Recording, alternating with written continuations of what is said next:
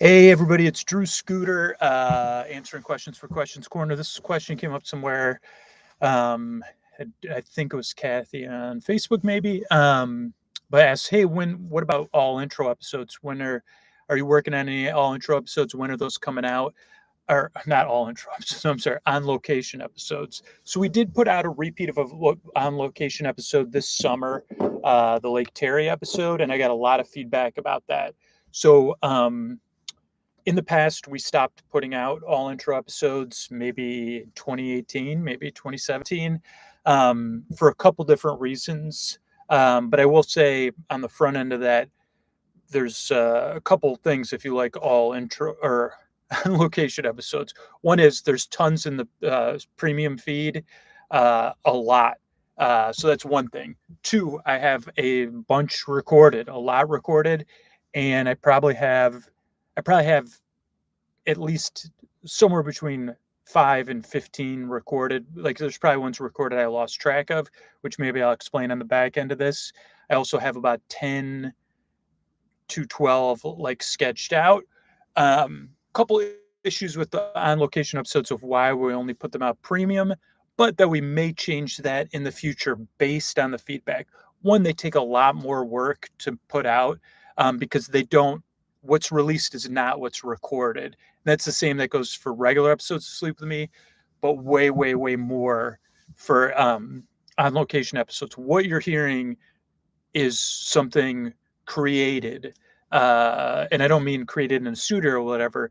It's like to do an hour of on location episode will sometimes take like just a recording will take a lot longer than an hour. I don't want to put out a number because I have no idea. I mean, it could be a lot. Um, and usually a lot of times recently it's involved multiple locations because so much gets cut out that even when I think I have an hour, it ends up only being 30 to 40 minutes of usable material. So this is what I mean, usable material, like a lot of stuff that you wouldn't hear just isn't usable. And then it takes a lot more time to edit it because you have to go through everything and you have to create a way to edit the show so it doesn't sound like it's edited. Like it sounds like it's literally me just walking and observing and recording everything, which it is. It's just that a lot of stuff gets removed. And we have tried a new way to do it, which has somewhat reduced that load, but it's still a lot of time. And to honestly, like I edit all the on location episodes just because don't know if it's sustainable with the editor's time. Like, like, and I don't know. It's just a lot of work. Now it's a lot of cool work, and it's one of my favorite things to do. So that's why I've struggled with it too, and why we have so many recorded. Um, like I don't even know. Yeah, we have so many recorded. I mean, even five is a lot.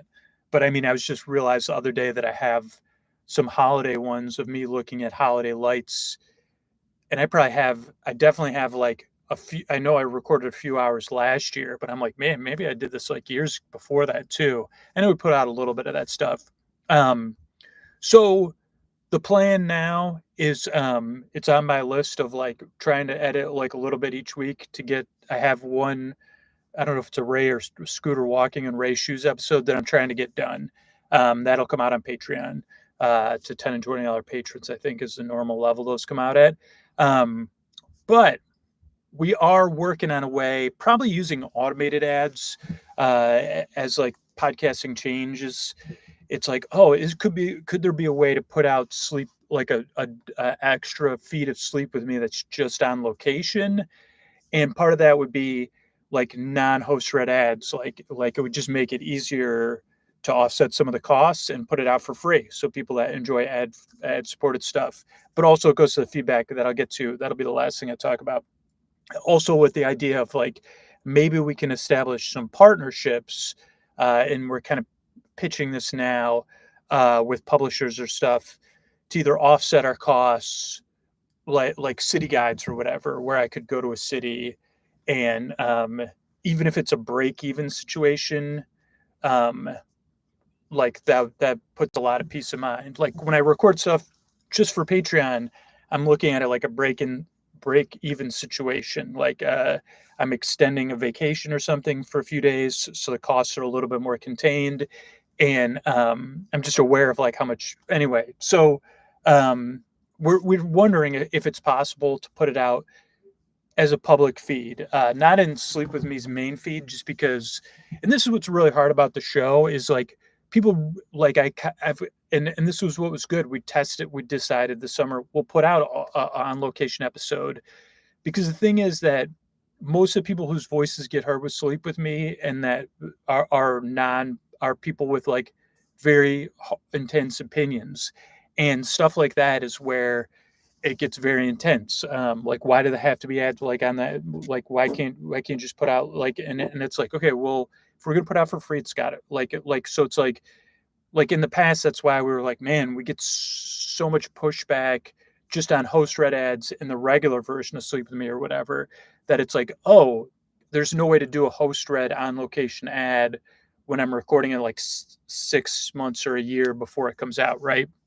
And there's not really a way for me to do a host read ad on location in the way we do it. So it's like, oh, maybe automated ads would work. And the feedback I got from the Lake Ontario episode goes along with the feedback I got about make the primarily making sure Sleep With Me is ad supported show for the people that listen to the ad supported version. It goes to the kind of same thing. It's like, oh, so maybe we could do an ad supported on location feed of Sleep With Me because we have tons of episodes already produced. And then we're producing more. And so that would be cool. And the like based on the reaction I got to Lake Ontario, the ads were not disruptive for the people that enjoyed that episode. So in the past, it would be like, I don't know. I'm just taking in a lot more account and finding ways to get feedback from people that are benefiting. Um, whereas like that feedback we can get in an interactive way, kind of like this, versus the post reaction feedback I get, which is normally not nice. And it's like, and it kind of puts me at a thing of like, whoa, maybe, I guess we shouldn't do this because it can be very time consuming too. Um, and but now I've learned, kind of like I talked about in another video of the grocery store rule. This is kind of a little bit different than that, but it's more like like where is that ball going? It's like, okay, well, like like I guess it goes back to the fundamental, like examining the fundamentals of making Sleep With Me. And I kind of taught, if you haven't watched the videos, they're probably down on the question corner page of like, how do most people listen to the show and benefit from the show? And the way they benefit, that this puts them to sleep. It gives them comfort, makes them feel less alone, and they listen linearly to the ad supported show. And all those things can be true at the same time, even if it's not 100% for everybody. But and again, like a lot of patrons and a lot of people that they adjust how they listen, like regular listeners, but the majority of regular listeners, like that's how they benefit the most from the show. And a percentage of those people just realistically their benefit from an ad supported show they don't have to pay for, and that's important to me. And so now I'm like, okay, this really is a reestablishing at 10 years, like what are the values of the podcast? And that is a evolving and thing, but it's like, okay, re-reminding myself, or maybe it's for the first time, because I talked about this in another video. Now I'm going on a long tangent. But it's like whatever it was 4 or 5 months ago when we are like, okay, we're probably going to have to switch to some other hybrid version of ads. And what else are we going to have to do to make it make sense to keep putting out Sleep With Me? And hey, give me your feedback. Like if you listen to the ad supported show and you don't support the show, give me your feedback. And almost all that feedback fit into two very different sized buckets. And I talked about this already, but the same would go for on location episodes.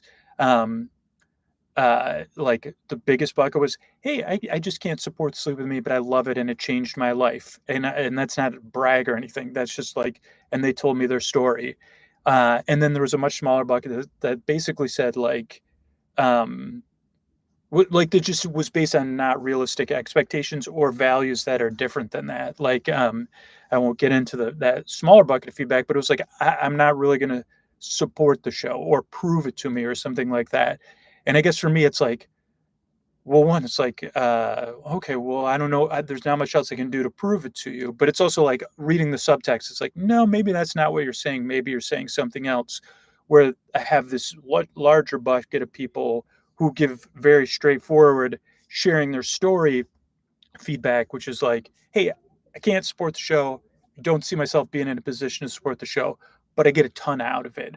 Uh, and so I guess like wow, this is a long-winded thing, but I don't know. This is what I'm good at. I mean, I'm also cognizant of time because I have other things I got to work at. But the thing with on location episodes is like I can't let that small. I gotta figure out. I'm always, and this is never going to change. It's like figuring out those buckets and how do I balance them, because I guess for a long time it was like that bucket was so strong of that intense opinions that I was like, well, we just can't put out on location episodes because um, I didn't quite hear from enough people that were in this other bucket of like, I love all intro episodes. I'm a free listener and I love all intro episodes. I listen to the ad supported feed and I love all intro episodes. Um, so I don't know, like things have not changed with Sleep with a Good Sense, but well, it did change because that was the first time I solicited that feedback and got it all at once. And like I said, it was basically could be separated into two different buckets. I mean, maybe this smaller bucket, it could have different things in there, uh, but it's also like through the lens of like, hey, we're doing what we can.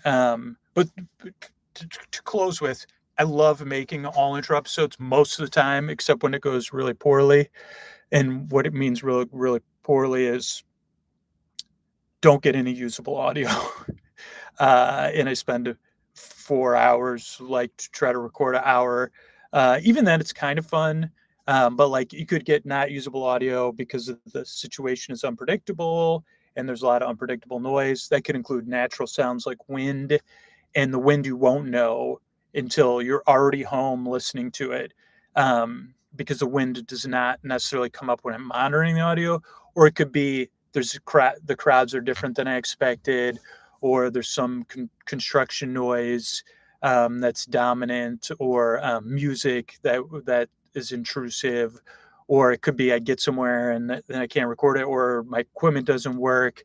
Um, but when it works, it's like I don't know, it really is fun, and then it's kind of fun like winging it. Like a couple times, the last two times we've have done on location episodes, like there was that Ray one, I think it came out on Patreon, where he's riding a bike.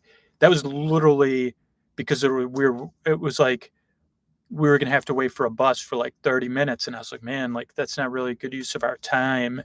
And it was like, well, we could pay to rent a bike at this resort and just ride the bike around the resort. Um, so yeah, I will give one more teaser. Then this would be a cool opportunity. Like I do want to do test out this one train route. It's not a scenic train route, but in the next like 3 months to 4 months, and record an episode, and that would be interesting. Kind of like we're talking about, like what it'll be like on the train. Will the train be sold out and there's someone sitting right next to me? Okay, then I'll have to be taking notes non-on location episode. Do I have two seats to myself, or what's the noise level like? Is there music playing? How much talking is there? Um, I mean, that's the same thing. I haven't been on a plane where I've had a row to myself, but it's like in I don't even know when, but and had a window seat. But that would be another place where it'd be like, okay, let me try to record something. So anyway, thanks for the question. That's a long answer, but yeah, I love making on location episodes. It's just there's a lot more considerations into making them, and consistently, it's easy. The recording, the audio is like not the easy part, but that's the fun part. But like when you sit down and you like open a file, um, this is just from an editor's perspective, so not everybody appreciate it, but maybe there's some sort of metaphor you could think of, like with your work, and you had fun, and then you see the file, and you're like, and then you start listening to it, and then you're also working with someone like me that like maybe I consistently marked where everything that has to get changed is, but I probably didn't. And so then it's like, holy cow, like what's this gap in here? Is there something? Okay, now I got to even like let me get the volume louder so I can see why he paused in here because he didn't mark it. Marking it just means like hitting a button on the recorder so it marks or saying something really loud that's going to be edited out or clapping or sometimes I tried using a clicker that you'd use for dog training, but that made too much noise, like banging. It was like it wasn't quiet when I wasn't clicking. So anyway, that's stuff about on location. Thanks, everybody.